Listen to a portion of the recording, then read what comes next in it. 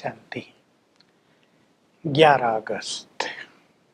आज बाप दादा कह रहे हैं, तुम कितने लक्की हो, यहाँ बाप के सम्मुख बैठकर ज्ञान सुन रहे हो। सम्मुख सुनने में बहुत आनंद आता है, क्योंकि सम्मुख सुनते हुए बाबा के वाइब्रेशंस भी मिलते हैं। जिन्होंने सम्मुख सुना है, चाहे साकार में चाहे अव्यक्त में, वे उस आनंद से परिचित हैं। तुम जब बाहर मुरली सुनते हो तो उसमें कम आनंद आता है। उन्होंने तो श्री कृष्ण दिखा दिया वृंदावन मथुरा में, गोप गोपियों के साथ थे। बात भगवान की है, तुम गोप गोपियां साथ हो। मैं तुम्हें संपूर्ण ज्ञान दे रहा हूँ। ये दुखों की दुनिया अब जाने वाली है, जाएगी तो जरूर। जैसे दिन के बाद रात, रात के बाद दिन आता है, दुखों की दुनिया के बाद सुखों की दुनिया आएगी। तो ये दुखों की दुनिया समाप्त हो जाएगी। अब मैं तुम्हें लाइट हाउस बना दिया है। तुम्हारे पास संपूर्ण ज्ञान है। तुम सबको रास्ता दिखा रहे हो, सुख धाम और शांति धाम का।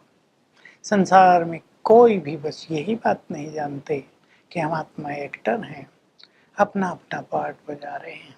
आत्मा में संस्कार हैं, ये सारा पार्ट आत्मा में ही भरा हुआ है। आत्मा एक्टर है, शरीर लेकर यहाँ पार्ट बजाती है। आत्मा जब शरीर से मिलती है तो ही पाठ चालू होता है। किसी को ये पता नहीं कि हम सब परम धाम के वासी हैं। हम वहां थे, वहां से आए यहाँ पाठ बजाने के लिए। अब हमें पावन बनकर घर जाना है, बाबा हमें ले जाने आया है। लेकिन उससे पहले हिसाब किताब चुकता करना होगा, पावन बनना पड़ेगा। मैं तो सबको ले जाऊंगा। मैंने तुम्हें आकर राजयोग सिखा दिया है, ज्ञान दे दिया है, आत्मा का भी अपना भी। अब राजयोग तुम्हें करना है। ऐसे नहीं तुम मेरे बन गए तो तुम्हारी बुद्धि स्थिर हो जाएगी, उसकी तुम्हें मेहनत करनी पड़ेगी।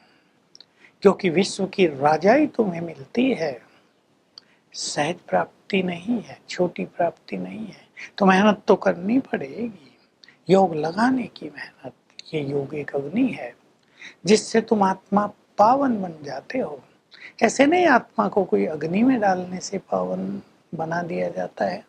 सीता के लिए दिखा दिया, अग्नि से पास कराया पावन बनाने के लिए। परंतु तुम सब सीताएं हो। अग्नि से पास करने की बात नहीं, ये योग ही अग्नि है। इससे तुम्हारी सारी ये पवित्रता सारी कट निकल जाती है। तुम पावन बनते जाते हो और पावन बनना तुम्हारा इम्पोर्टेंट लक्ष्य है। तो ये दुखों की दुनिया समाप्त हो जाएगी और मैं तुम्हें ऐसी सुखों की राजधानी में ले चलता हूँ। अब ये बहुत ही सुंदर बात है, जहाँ तुम सभी बिना वजीर के राज करोगे। मंत्रणा देने वाले की जरूरत नहीं पड़ेगी। राय तो वो लेगा जिसको अपनी कम बुद्धि हो, जिसको कुछ समझ में ना आ रहा हो। लेकिन बाबा हमें ऐसी श्रीमत देते हैं, ज्ञान देते हैं, इतना बुद्धिमान बनाते हैं कि सतयुग में हमें किसी की राय लेने की जरूरत नहीं पड़ती। हम स्वयं बहुत बुद्धिमान हो जाते हैं, अपना सारा राज का कारोबार स्वयं चलाने लगते हैं। तो जितना हम बाबा की राय पे चलेंगे, शक्तिशाली बनेंगे, बुद्धिमान भी बनेंगे। ये बहुत ही अच्छी बात है। तो हम ऐसा अपने को बुद्धिमान बनाते चलें कि हमें पुरुषार्थ में भी और माया को जीतने में भी किसी की राय की ज्यादा जरूरत न पड़े। भगवान रोज राय दे रहा है, श्रीमत दे रहा है, और उसमें मुख्य बात यही सिखा रहा है, तुम सब आत्माएं हो, आत्माभिमानी तुम्हें बनना है। तुम इस सृष्टि पर एक्टर हो। तुम सतयुग में आए थे, तुम्हारा पार्ट अविनाशी है। तुमने पार्ट बजाते बजाते तुम यहाँ आ गए। आत्मा की प्योरिटी की डिग्री कम होती आई, डिग्री कम तो होती आती है। लेकिन जब कोई भी आत्मा परम धाम से इस धरा पर आती है तो वो सुख में आती है, वो सतो प्रधान होती है। ये भी बहुत बड़ा राज है। जो आत्माएं कलयुग के अंत में अब आ रही हैं, वो भी अपने हिसाब से बहुत श्रेष्ठ सतो प्रधान होती हैं। लेकिन बाबा कहते हैं दुखों की दुनिया में आना, उसकी वैल्यू ही क्या है। सबसे ज्यादा वैल्यू तो तुम्हारी है।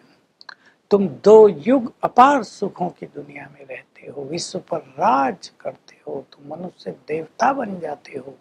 तुम्हारा ये जीवन ही बहुत मूल्यवान है। तो इस तरह बाबा हम सबको कह रहे हैं, बाप सबसे मीठी सैक्रीन है, प्यार का सागर है, स्वीट, मोस्ट स्वीट है। तुम्हें भी उसकी याद से बहुत स्वीट बनना है, सैक्रीन बन जाना, बहुत मीठे बन जाना है, क्योंकि देवता बहुत मीठे होते हैं। तुम तो देवता बनोगे तो बहुत मीठे बन जाओगे। तो बहुत इम्पोर्टेंट चीज है, हम मीठे बने, चेक कर ले अपने को। हम बाबा की श्रीमत पर चलकर उस प्यार के सागर से बुद्धि योग जोड़कर मीठे बनते जा रहे हैं।